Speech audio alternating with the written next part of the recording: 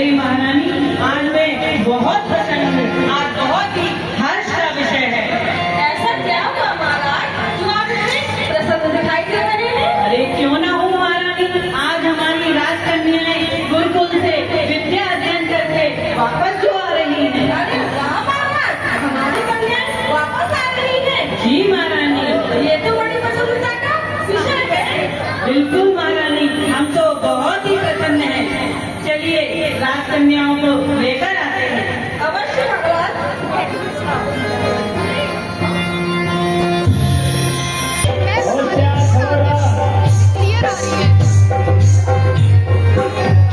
महाराजा भोपाल की गौरव राजकन्याएं विद्या अर्जन करके सभी विषयों में पारंगत होकर के राजमहलों में समा रही है।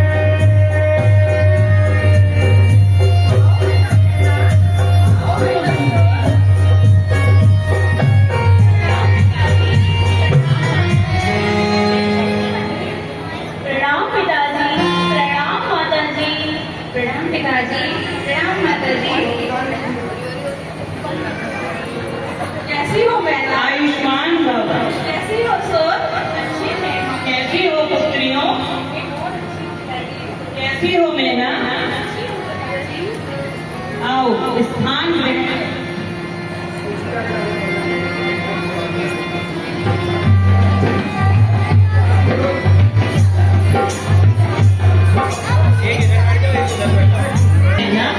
बेटा सुसुंदरी, मैंने तो आपकी बहुत ही प्रशंसा सुनी हुई है।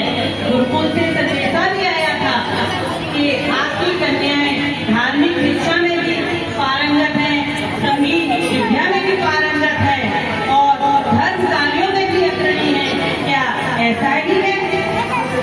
हाँ पिताजी, आपकी कृपा से और गुरु जी की आज्ञा से हम लोगों ने बहुत गुरु जी से सीखा है। अरे वाह मैना, वाह! मैं तो धन्य हो गया ऐसी पुत्रियां पाकर। आप संगीत विद्या में पारंगत हैं, तो मैना आप एक भजन सुनाइए मुझे। जी पिताजी। ओ पाल निहारे निर्गुण और न्यारे, तुमरे बिना मेरा कोई नहीं, तुमरे बिना मेरा कोई नहीं। हमने बोले जन सुलझाओ भगवन, हमने बोले जन सुलझाओ भगवन। तुमरे बिना मेरा कोई नहीं, तुमरे बिना मेरा कोई नहीं। बहुत सुंदर, अति उत्तम, बहुत सुंदर। बेटा मैना, बेटा सुसुंदरी, मैं धार्मिक कार्यों के संदर्भ में आपसे एक प्रश्न पूछना चाहता हूँ। क्या आप तैयार हैं? जी। बेटा मैना, तो आप ये बताइए कि भाग्य बड़ा होता है या पुरुषार्थ, और आप किसके भाग्य का खाती हैं? जी पिताजी, हमारे गुरु जी ने हमें सिखाया है प्रत्येक जीव अपने आप में स्वतंत्र है। प्रत्येक जीव अपने अपने कर्म के उदय से अपना अपना कर्ता और भोगता हुआ करता है। आप अपने भाग्य का खाते हैं, मैं अपने भाग्य का खाती हूँ। देखा महारानी? ये भाग्य की बातें करती है। महाराज शांत रहिए, अपनी ही पुत्रियां हैं, कभी कभी गलती हो जाया करती है। आप एक बार सुनकर तो पूछकर देखिए। अच्छा बेटा सुंदरी, ये बताइए कि आप किसके भाग्य का खाती हैं? पिताजी, मैं तो आपके ही भाग्य का खाती हूँ। मेरी जन्मदाता तो आप है ना, आप ही ने मुझे जन्म दिया है। लौकिक शिक्षा के लिए गुरु के आश्रम में भेजा था, तो मैं तो पिताजी आप ही के भाग्य का खाती हूँ। आप ही मेरे जन्मदाता हैं। देखा महारानी, एक ये हमारी पुत्री है और एक मैना है। ये हमारे भाग्य का खाती है। हमने इसको पास सोचकर इतना बड़ा किया और इसको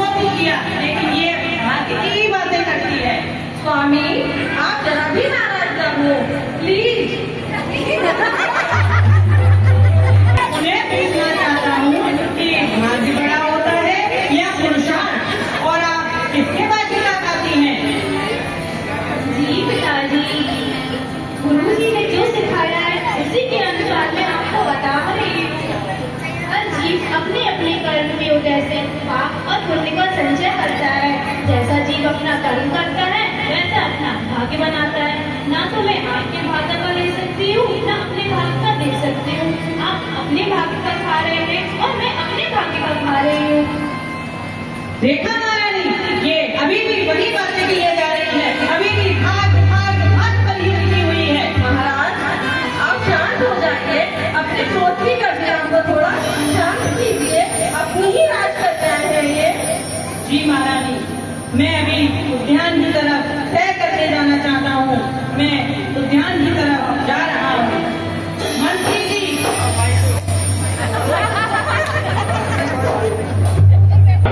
आया महाराज। जी महाराज प्रणाम। मंत्री जी रथ को निकालते हैं। महाराजा बहुपाल जंगल की ओर सैर करने के लिए जाते हैं। जी महाराज।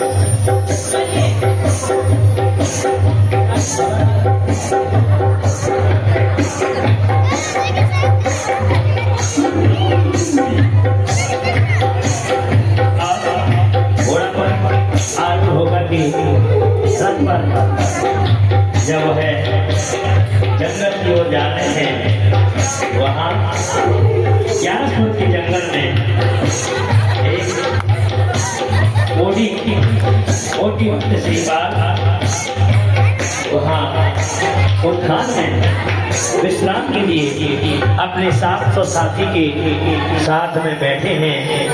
और वह कोटि भट्ट श्री अपने साथियों से कहते हैं,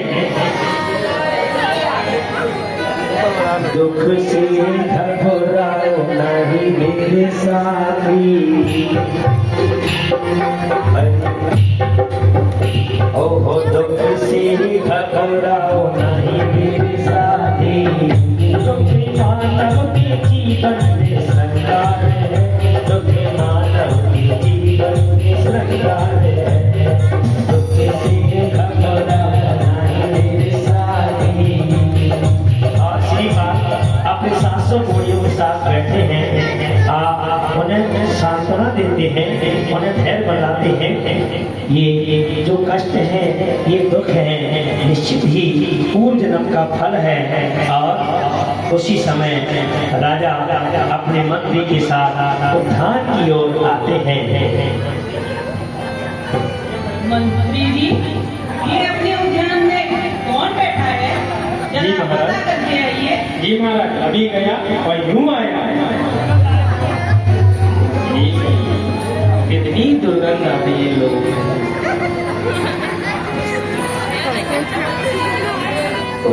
आप लोगों को भी आती है दुर्गंध। इत्र का प्रबंध किया जाए।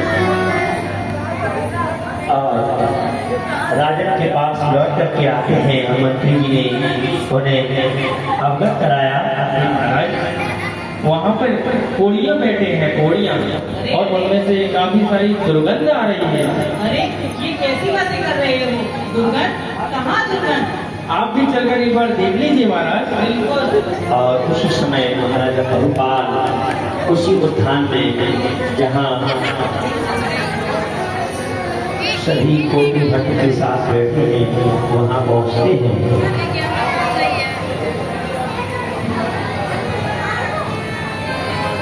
उसी समय राजा कहने लगे, अरे वत्स, आप कौन हैं और हमारे उद्यान में क्या कर रहे हैं, और आपका नाम क्या है? किस नगर से पधारे हैं? महाराज को प्रणाम। प्रणाम महाराज, मेरा नाम मेरा नाम कोटि श्रीपाल है। मुझे कोढ़ हो गया है, इसीलिए मैं अपने राज्य को छोड़कर आपके उद्यान में विश्राम के अरे लिए अरे आया हूँ। ये कैसा असाध्य रोग हो गया है आपको?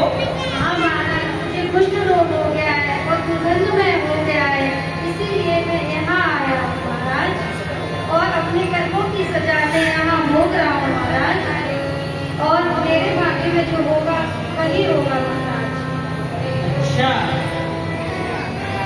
ये भी भाग्य की बातें कर रहा है और उधर मेरी मैना भी भाग्य की बातें करती है।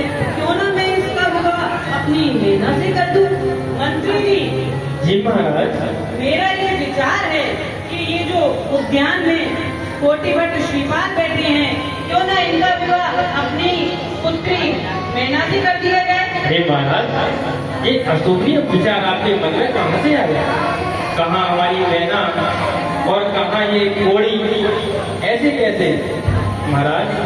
अरे ये कोई भी भाग्य की बातें कर रहा है और मैना भी भाग्य की बातें करती है, तो क्यों ना हमने सोचा इन दोनों का विवाह कर दिया जाए। महाराज, ये कोड़ी और हमारी मैना ऐसे कैसे? अपने अपने विचारों को बदलिए महाराज, बच्चों से तो गलती होती रहती है महाराज।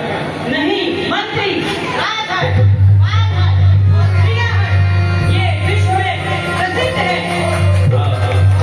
महाराजा बहुबार कहने लगे, मंत्री जी मैंने आपको अपना मंतव्य बताया है, आपसे मैंने सलाह नहीं ली है। तो महाराजा कहने लगे कि संसार में 3 हट, राजहट, बालहट और प्रियहट ये प्रख्यात है और ये राजहट है। मैंने विचार कर लिया है कि कोटिभट्ट श्रीपाद के साथ मेरी पुत्री मैना का विवाह हो। उसी समय राजा कहने लगे, ये मेरा राजहट है और मेरे आदेश का पालन करना तुम्हारा कर्तव्य है। जाओ नगर में ढिंढोरा पिटवा दो, कल मैना का विवाह होने जा रहा है। पहले आप महाराज जी से विचार विमर्श कर लीजिए महाराज। और श्रीपाल जी के निकट जाते हैं, वह अपने मंतव्य को, अपने विचार को महाराजा बहुपाल श्रीपाल जी के निकट रखते हैं। वत्स श्रीपाल, मैंने ऐसा विचार किया है कि मेरी बेटी मैना सुंदरी का विवाह मैं आपके साथ करना चाहता हूँ। क्या आप सहमत हैं? नहीं महाराज, नहीं राजा नहीं, ये आप क्या कह रहे हैं? मैं आपकी पुत्री के योग्य नहीं हूँ। आप देख रहे हैं मुझे कुष्ठ रोग हो गया है, मुझे कितनी दुर्गंध आ रही है। मैं आपकी पुत्री से विवाह नहीं कर सकता, नहीं कर सकता, नहीं। श्रीपाल, ये क्या कह रहे हैं आप? आप हमारे नगर में विराजमान हैं और हमारे उद्यान में बैठे हैं और एक राजा के लिए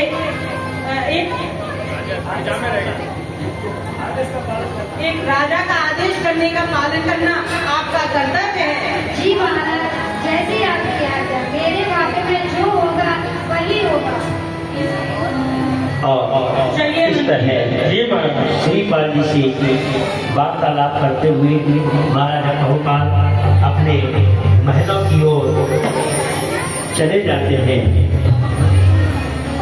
उसी समय श्रीपाल जी विचार करते हैं कि राजा की आज्ञा का यदि पालन नहीं किया तो मनो, इसलिए मैं भी विवाह के लिए हाँ करता हूँ। उसी समय वह महाराजा बहुपाल महारानी रूप सुंदरी के महलों में आते हैं और रथ पर आरूढ़ होकर के महारानी, महारानी कहाँ हैं आप? आज मैं बहुत ही प्रसन्न हूँ। महारानी आइए। क्या हुआ स्वामी, आप यहाँ से बड़े क्रोधित कैसे और अब इतने प्रसन्न नजर आ रहे हैं? महारानी आज मैं बहुत ही प्रसन्न हूँ, आज मैं बहुत खुश हूँ। ऐसा क्या हो गया महाराज? मैंने अपनी पुत्री मैना का विवाह एक कोड़ी के साथ तय कर दिया है। क्या कोड़ी के साथ अपनी मैना का विवाह? ये कैसा अन्याय है महाराज? मैना भी भाग्य की बातें करती है और वो कोड़ी भी भाग्य की ही बातें कर रहा था। महाराज क्षमा कर दीजिए, अपनी ही राजकन्या है, लीजिए अन्याय मत कीजिए। नहीं महाराज, नहीं महारानी, ऐसा नहीं हो सकता। राजहट, बालहट और प्रियाहट ये संसार में प्रसिद्ध हैं और मेरा राजहट अटल है। महारानी की जय हो, महारानी की जय हो, महारानी की जय हो। महारानी आप राजन को समझाएं, ना जाने कैसी अलगन बातें कर रहे हैं और क्या अशुभनीय विचार में अपने मन में धारण किया है। स्वामी, मंत्री जी सही कह रहे हैं, आप ऐसा अन्याय नहीं कीजिए। नहीं महारानी, मेरा विचार अटल है और ये नहीं बदल सकता। मैंने जो विचार कर लिया है उसका पालन आपको करना ही पड़ेगा। महाराज, आप अपने विचारों को दोबारा से बदलिए। नहीं महारानी, नहीं महारानी। आप एक काम कीजिए महाराज, एक बार मैना से बात करके तो देखिए। ये आप ठीक कह रही हैं। मैं महारानी के कहने पर कन्या से उनके विचारों का मंतव्य जानना आवश्यक है। उसी समय मंत्री जी के द्वारा राजकन्या को बुलाया गया। सावधान, दोनों राजकन्याएं अपने माता पिता के निकट आ रही है।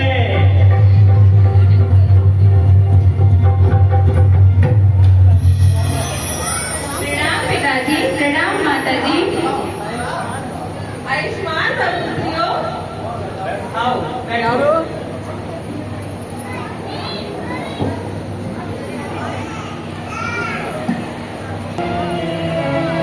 बेटा सुंदरी, मैं आपसे एक प्रश्न पूछना चाहता हूँ।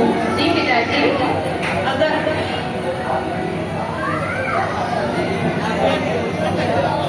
आपसे पहले प्रश्न पूछना चाहता हूँ।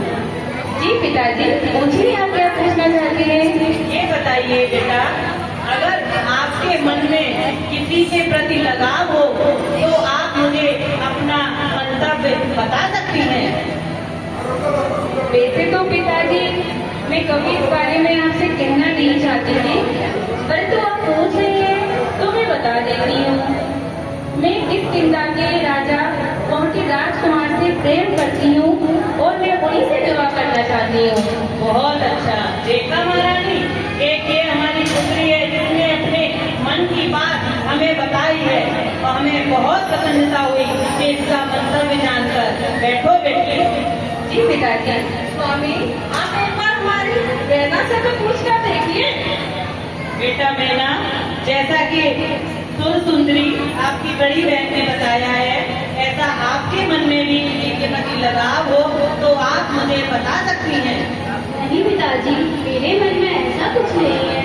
जहाँ आप कहेंगे वहाँ मैं अपना विवाह कर लूंगी। जो मेरे भाग्य में होगा वो ही तो होगा। इसमें आप क्या कर सकते हैं? देखा महारानी, देखा महारानी, आज भी ये भाग की ही बातें कर रही है। क्षमा कर दीजिए स्वामी, क्षमा कर दीजिए। बेटा मैना, मैंने आपका विवाह एक तय करने का फैसला कर लिया है। आपका विवाह कल नगरवासियों को सूचना की जाए। आपका विवाह कल होने वाला है।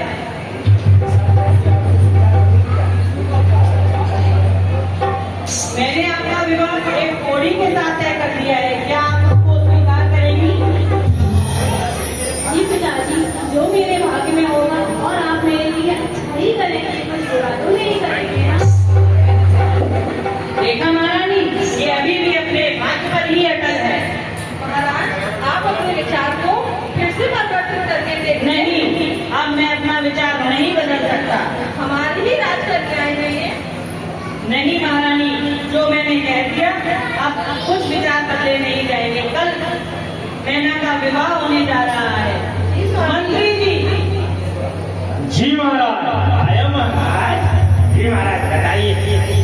नगर में ढिंडोरा करवा दिया जाए कि कल हमारी पुत्री मैना का विवाह होने जा रहा है। ऐसी आपकी आज्ञा महाराज में हो गया।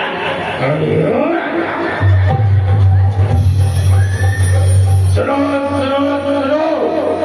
नगरवासियों, आज हमारी पुत्री मैना का विवाह निश्चित किया गया है। आप सभी वहाँ पर आकर आमंत्रित हैं और आप सभी लोग आकर के हमारी मैना को आशीर्वाद दीजिएगा। सुनो सुनो सुनो।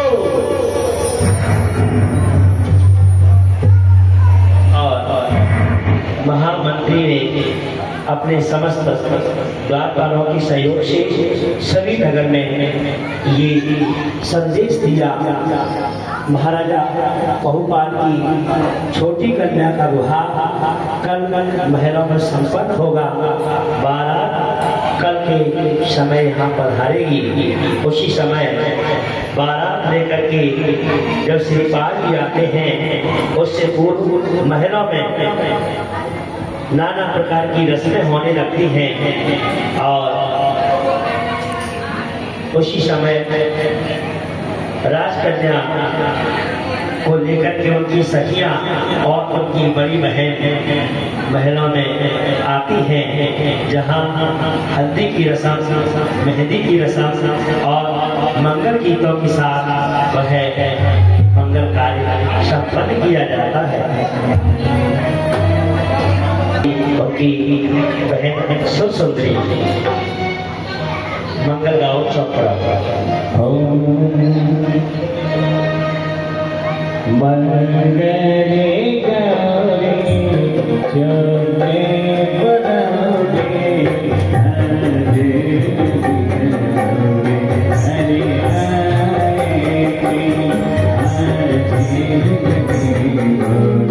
हरे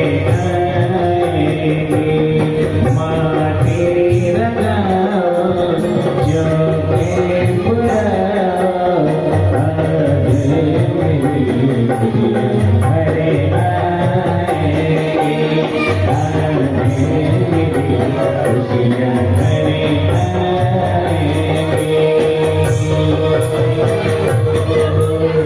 चौके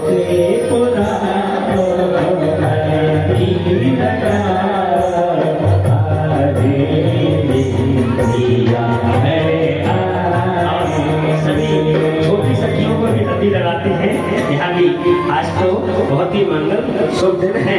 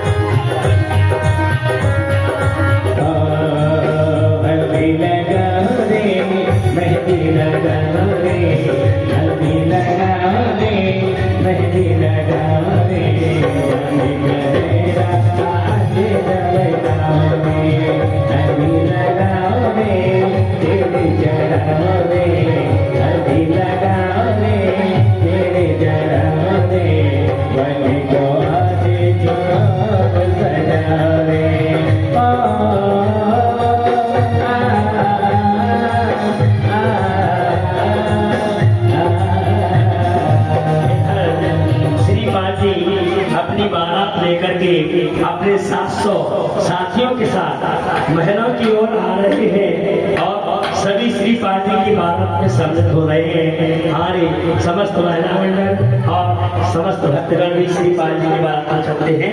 आज ठीक है, चलो आज श्री पाल की शादी है, आज श्री पाल की शादी है, आज श्री पाल की शादी है, आज श्री पाल की शादी है।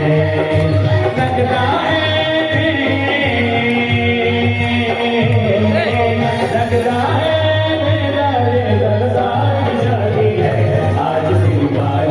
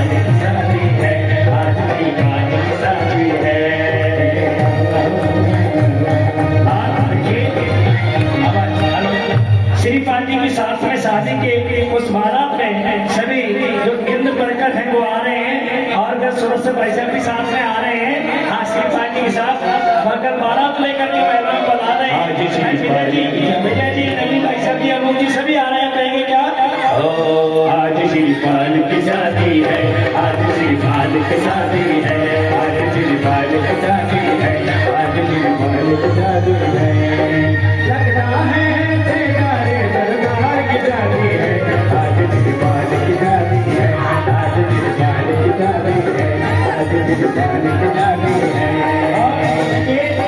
साथ में यीशु भाई भी आ रहे हैं यीशु भाई है क्या यहाँ पे क्या बात बताइए उत्तरी की बात कहिएगा आज शिवपाल की शादी है आज शिवपाल की शादी है आज शिवपाल की शादी है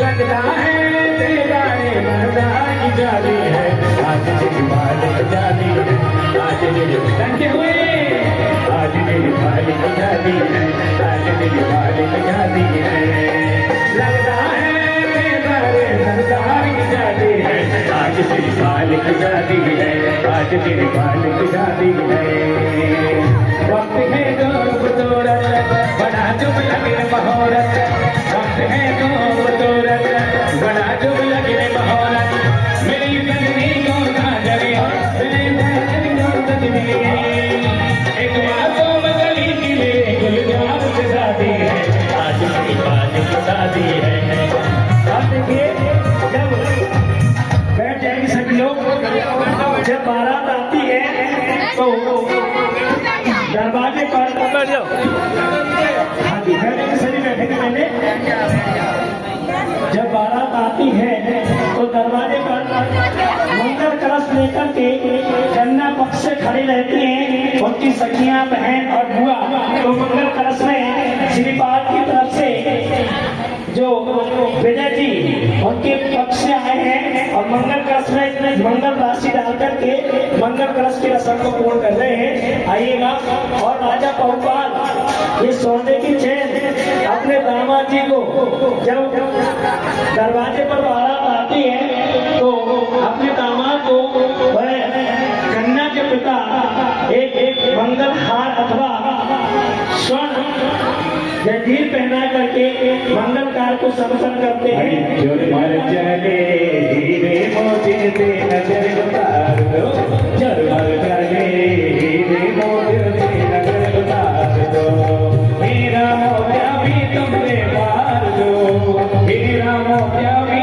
तुम पे मार दो जोर मर चले हीरा मोतिया को नजर उतार दो जोर मर चले हीरा मोतिया को नजर उतार दो जोर मर चले हीरा मोतिया को नजर उतार दो हीरा मोतिया भी तुम पे मार दो हीरा मोतिया भी तुम पे मार दो जोर मर चले हीरा मोतिया को नजर उतार दो जोर मर चले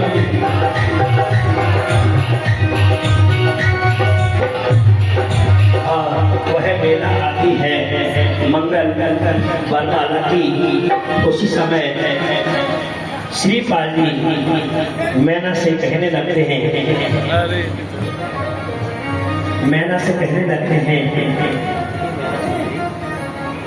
ये मैना सुनिए, आप अभी भी विचार कर लीजिए। मैं आपके योग्य नहीं हूँ, मैं आपसे शादी नहीं कर सकता। नहीं मेरी स्वामी, कितनी दुर्गंध आ रही है, मैं आपसे विवाह नहीं कर सकता। मैना नहीं स्वामी नहीं, ऐसा मत करिए। तुम्हारी नारी की विशेषता होती है, जिसे एक बार मन से अपना पति स्वीकार कर लेती है, सब वो अपना सारा जीवन उन्हीं के चरणों में समर्पित कर देती है। और मैंने मन से आपको अपना पति स्वीकार कर लिया है। एक बार फिर सोच लो तुम, एक बार फिर सोच लो। अगर अपने विचार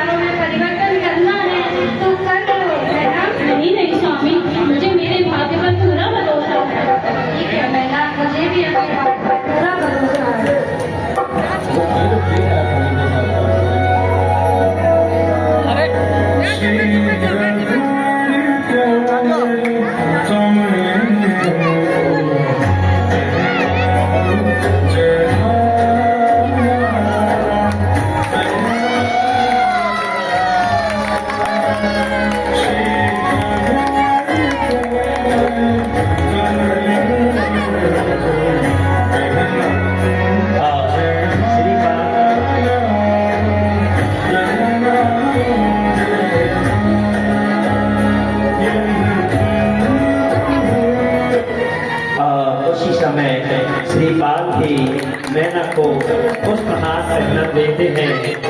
एक बार सभी जोरदार तालियां बजा करके आप इस विभाग की साक्षी बने।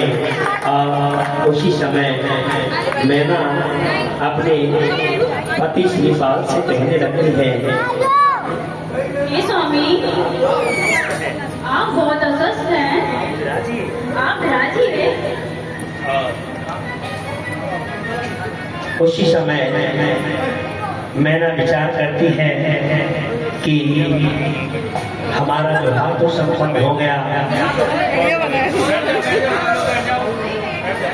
क्यों ना माता पिता से विवाह की उस मंगल विदा को लेकर के मैं श्रीपाद के साथ तीर्थ वंदना के लिए चली जाऊं। उससे पूर्व मैना सुंदरी पिता से कहने लगती है,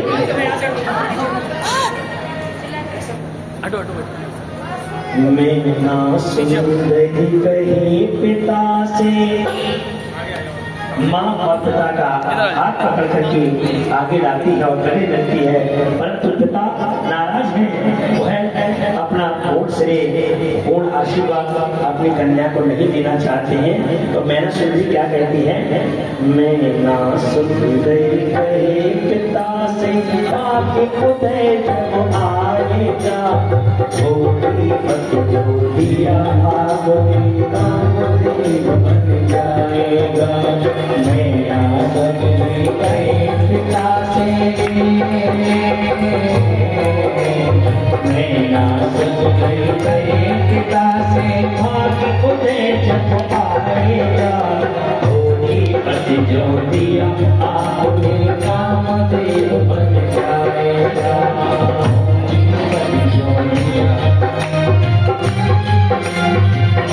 मैंने क्या कहती है, हे पिताश्री, इसमें आपका कोई दोष नहीं है। मेरे भाग्य में, मेरे कर्म में जो है वो मुझे मिल रहा है। तो क्या कहती है, सुनिएगा। हो तुमने मुझको दुख में फेंका, अपना फर्ज निभाया है, कल क्या होगा इसलिए क्या समय कभी कहलाया है। और पिताश्री, मेरी किस्मत में सुख होगा,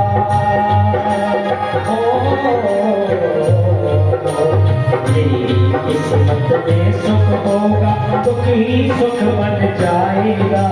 थोड़ी पति जो दिया आपने काम देव बन जाएगा। मैना सुंदरी कही पिता से,